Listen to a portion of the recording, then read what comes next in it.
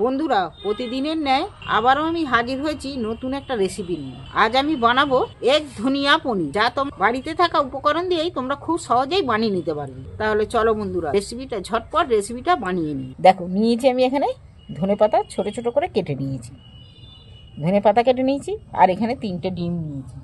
Egg ধনিয়া পনির বানাতে নিয়েছি, দেখো আমি এখানে মশলা বলতে শুধু রসুন নিয়েছি, কুচিয়ে নিয়েছি রসুন কুচি, এটা সোয়া সস, এটা টমেটো সস, লঙ্কা, হলদি।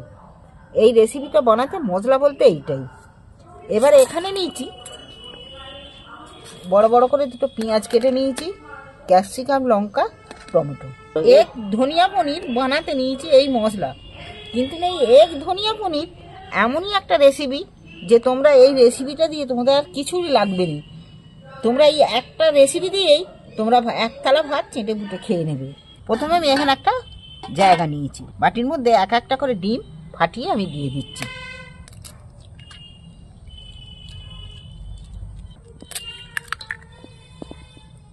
তোমাদের যদি মেম্বার বেশি থাকে তাহলে তোমরা বেশি ডিমও ব্যবহার করতে পারো। আমি এখানে 3টে ডিমই করছি, 2টো ডিমেরও করতে পারো। এখানে আমি ডিমটার মধ্যে সামান্য একটু দিয়ে দিচ্ছি লঙ্কার গুঁড়ো, আর দিচ্ছি স্বাদ মতো একটু নুন। আগে ফাটিয়ে নিচ্ছি ডিমটাকে আমি।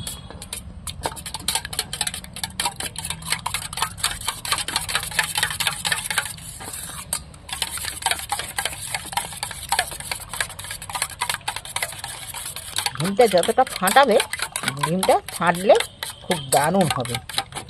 এবার ছোট ছোট করে কেটে রাখা ধনেপাতাগুলো দিয়ে দিচ্ছি এর মধ্যে। বন্ধুরা, ধনেপাতা দিয়ে ডিমটাকে ফাটতে ফাটতে তোমরা আমার চ্যানেলটা সাবস্ক্রাইবার করে দিও। বন্ধুরা, পুরো রেসিপিটা দেখতে থাকবে শুরু থেকে শেষ পর্যন্ত, আর কমেন্ট করে জানাবে কেমন জিনিসটা হলো। এইটা আমার হয়ে গেল, ফাটানো হয়ে গেছে। এখানে আমি আর একটা জায়গা নিয়েছি, জায়গাটার মধ্যে আমি একটু তেল দিয়ে দিচ্ছি 2-4 ফোঁটা। আর তেলটাকে ভালো করে এইটা মেখে নিতে হবে। তেলটাও মাখানো হয়ে গেল, তেলের জায়গাটা আমি সরিয়ে রাখছি। এইবার আমি এখানে উনুনে কড়া বসিয়ে দিয়েছি, কড়ার মধ্যে কিছুটা জল দিয়ে দিচ্ছি।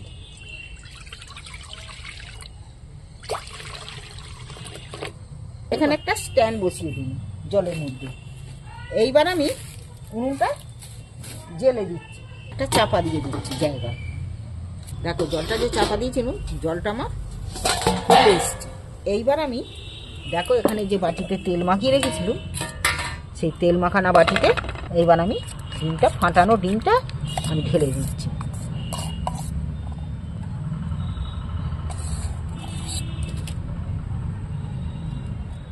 এইবার আমি স্ট্যান্ডের মধ্যে এটা বসিয়ে দিচ্ছি, দিয়ে আবারও আমি এটা চাপা দিয়ে দিচ্ছি। এইটা আমি রাখবো 8 মিনিট রাখবো। মিনিট সাথে হয়ে গেছে। এইবার আমি খুলছি। ও, পনিরটা হেভি হয়েছে দেখতে। দেখি, দেখো সেদ্ধ হয়ে গেছে, চামচ আর কিছু লাগছে না, দারুণ হয়েছে। এইবার কিন্তু আমি এইটা নাবিয়ে নিচ্ছি, সাঁড়াশি দিয়ে ধরে নাবিয়ে নিয়েছি। এটা একটু ঠান্ডা হয়ে গেছে, কিন্তু আমি তার আগে ছুরি দিয়ে কেটে নিচ্ছি,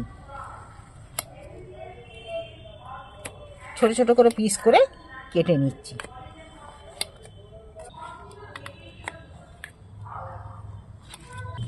এবার আমি একটা জায়গার মধ্যে তুলে নিচ্ছি।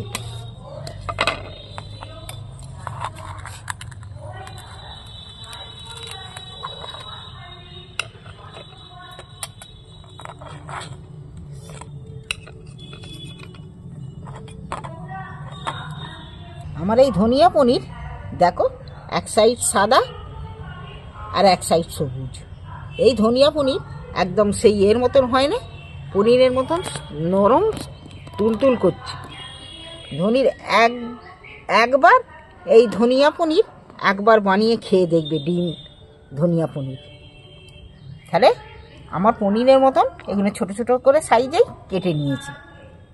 এগুলো ভালো লাগছে কি লাগে না বলো?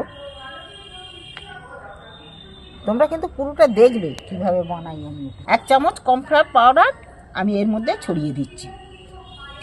এবার আমি এইটাকে ভালো করে এর মধ্যে মাখিয়ে নিচ্ছি। তাহলে গাটাও এর পুরোভাবে শুকনো হয়ে গেল। আমি কড়ায় তেল দিয়ে দিচ্ছি। দেখো কড়ার তেলটা গরম হয়ে গেছে। তেল গরম হয়ে গেছে, পনিরগুলো তুলে দিচ্ছি। এবার তেলের মধ্যে আমি একটু হালকা করে নেড়ে চেড়ে নিই।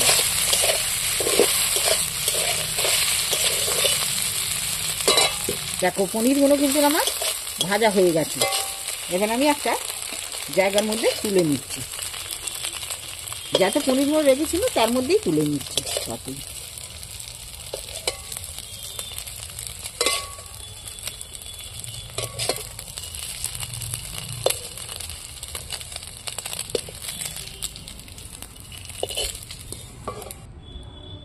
আবারও কড়ায় একটু অল্প করে তেল দিচ্ছি। তেলের মধ্যে পেঁয়াজ, কাটা পেঁয়াজগুলো তুলে দিচ্ছি।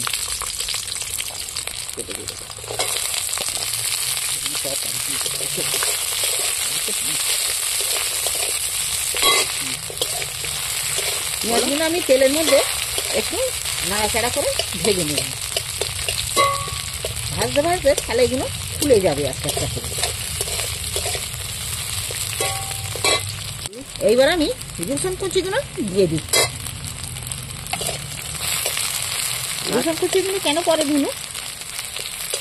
পেঁয়াজটা বড়, রসুন কুচিগুলো তাহলে পেঁয়াজটা হতে হতে রসুন কুচিগুলো ভাজা বেশি হয়ে যাবে, ওই জন্য পরে দিন।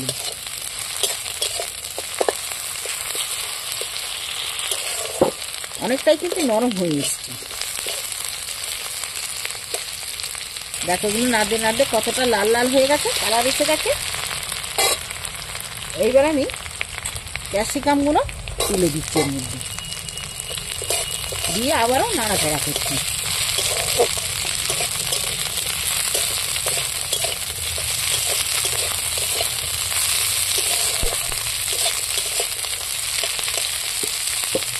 ভাজা ভাজা হয়ে গেছে, তা ক্যাপসিকাম খুব একটা ভাজতে লাগে না।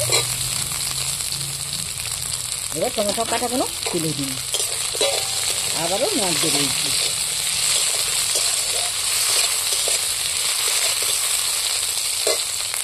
এইবার আমি ওগুলো ভাজা হয়ে গেছে, দেখো অনেকটাই ভাজা হয়ে গেছে। এইবার আমি লঙ্কা আর হলুদ দিয়ে দিচ্ছি এর মধ্যে তুলে। এবার আমি স্বাদ মতো নুনও দিয়ে দিচ্ছি। আবার তেলের মধ্যে আমি নাড়াচাড়া করে নিচ্ছি।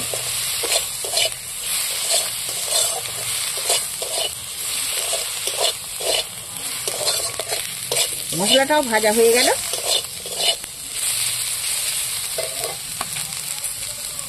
এইবার কিন্তু আমি এখানে যে সোয়া সস নিয়েছি, সোয়া সসটা এর মধ্যে দিয়ে দিচ্ছি, টমেটো সসটা দিয়ে দিচ্ছি।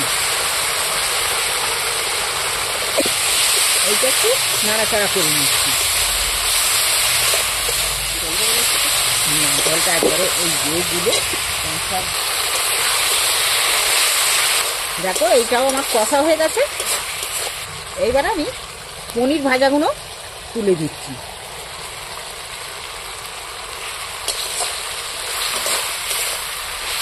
দেখো দারুণ স্বাদের একটা রেসিপি। এইটা থাকলে আর কারোর কিচ্ছু প্রয়োজন পড়বে না। এখানে একটা বাটি নিয়েছি, নিয়ে কর্নফ্লাওয়ার পাউডার আমি একটু এই 1 চামচকে একটু বেশি কর্নফ্লাওয়ার পাউডার দিয়েছি। এইবার আমি জল দিয়ে এটাকে গুলে নিচ্ছি।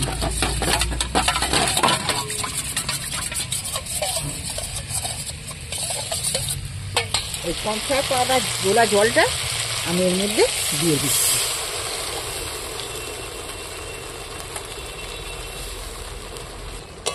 এইবার আমি এটাকে নাড়তে থাকবো।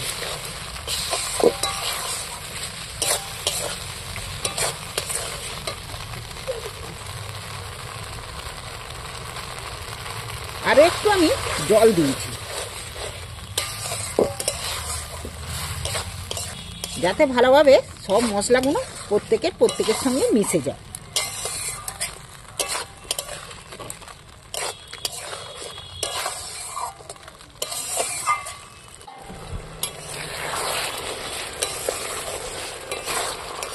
দেখো এই আমার হয়ে গেল এগ ধনিয়া পনির, এই আমার হয়ে গেল রেডি। এইবার আমি নামিয়ে নিচ্ছি। দেখো দেখতে কত সুন্দর লেগেছে বলো তো, দারুণ খেতে। যেমন দেখতে হয়েছে খেতেও কিন্তু তেমন হবে। তুমি এটা ভাতে, রুটিতে, পরোটায় সবে খেতে পারবি। এগ ধনিয়া পনির তোমাদের কেমন লাগলো নিশ্চয়ই পুরোটা দেখেছো শুরু থেকে শেষ পর্যন্ত। কেমন লাগলো কমেন্ট করে অবশ্যই জানাবে, আর চ্যানেলটা সাবস্ক্রাইবার করে দিবে। অবশ্যই বাড়িতে একবার ট্রাই করে দেখবে।